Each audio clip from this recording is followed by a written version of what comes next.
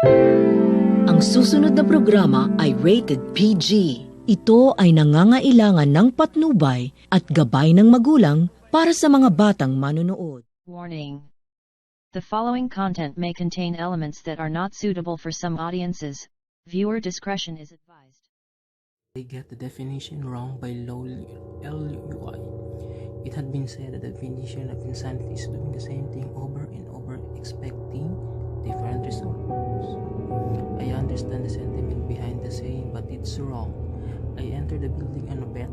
I was struck for cash and didn't buy into the old legends of the hotel to begin with, so $50 was more enough to get me to it. It was simple. Just reach to the top floor of the 45th floor, shine my flashlight from a window. The hotel was old and broken, including the elevator, so that meant hiking up the stairs. So up to the stairs I went. As I reached the platform, I noted the old brass plaques displaying the floor's numbers: 15, 16, 17, 18. I felt a little tired as I crept higher, but so far no ghosts, no cannibals, no demons. Piece of cake. I can't tell you how happy I was as I entered the last stretch of numbers. I joyfully counted them aloud and to each platform: 40, 41, 42, 43, 44, 44. I stopped and looked back down the stairs. I must have miscounted, so I continued up. 44. One more flight. 44. And then down to 10 flights. 44. 15 flights. 44 is so it's been for as long as I can remember. So really, insanity is doing something new repeatedly and expecting different results. It's knowing that the results will never ever change, that each door leads to the same staircase, to the same number. It's realizing you no longer fall asleep. It's not knowing whether you've been running for days or weeks or years. It's when the sobbing slowly turns into laughter. My daughter learned to count by. My daughter woke me up at 11:50 last night. My wife and I had picked her from her friend Sally's birthday party, brought her home and put her to bed. My wife went into the bedroom to read while I fell asleep, watching the bird skip party. She whispered, hugging my shirt sleeve. Guess how old I'm going to be next month? I don't know, beauty, I said as I slipped on my glasses. How old? She smiled and held up 4 fingers. It is 7:30 now. My wife and I have been up with her for almost 8 hours. She still refuses to tell us where she got them. Timekeeper by Grade Star 2. It had been the watch on his 10th birthday. It was in gray plastic, ordinary, wristwatch in every respect except for the fact that it was counting down. That is all of the time you have left in the world, son. Use it wisely. And indeed he did. As the watch ticked away, the boy, now a man, lived life to the fullest. He climbed mountains and swam oceans. He talked and laughed and lived and loved. The man was never afraid, for he knew exactly how much time he had left. Eventually, the watch began its final countdown. The old man stood looking over everything he had done, everything he had built. 5. He shook hands with his old business partner, the man who had been long been his friend, his confidant. 4. His dog came and licked his hand, earning a pat on the head for its companionship. 3. He hugged his son, knowing that he had been a good father. 2. He kissed his wife on the forehead one last time. 1. The old man smiled and closed his eyes. Then nothing happened. The watch beeped once and turned off. The man stood standing there, very much alive. You would think that in the moment he would have been overjoyed. Instead, for the first time in his life, the man was scared. There's no reason to be afraid by whoever fights monster. When my sister Betsy and I were kids on our family leave for a while in a charming old farmhouse, we loved exploring its dusty corners and climbing the apple tree in the backyard.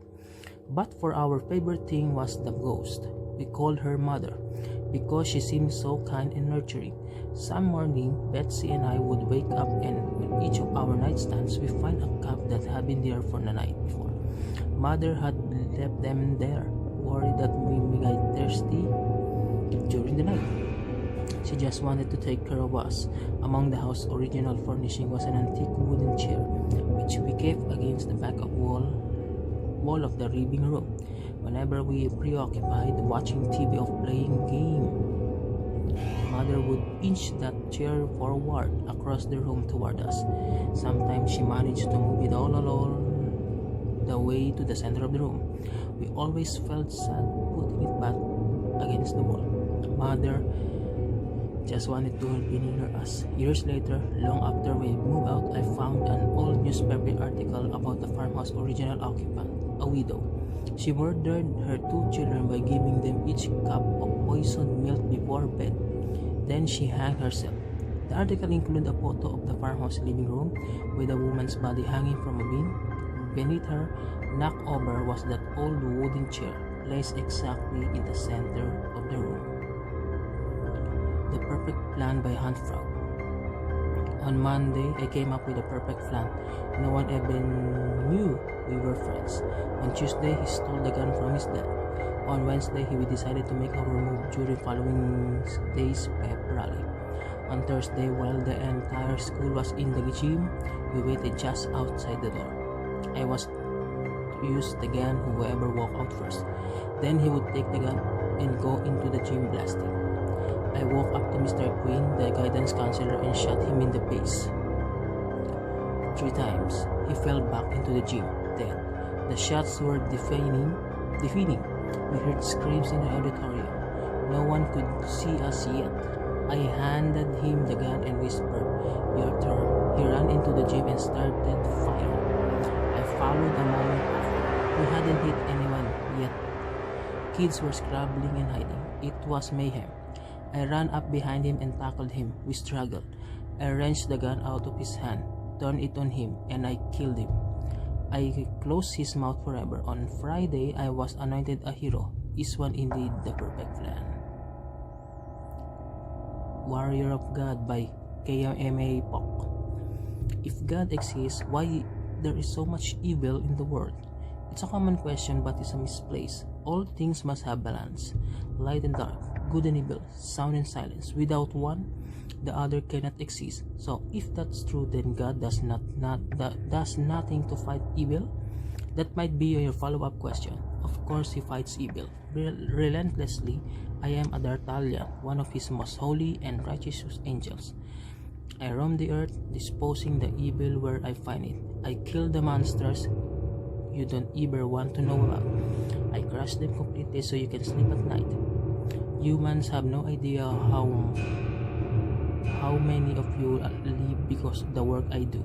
But what about Stalin, Hitler, Ted Bundy, Jack the Ripper?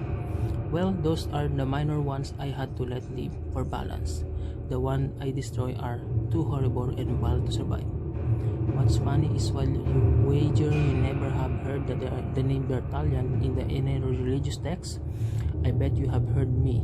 Americans, for example, have their own name for me: sudden infant death syndrome.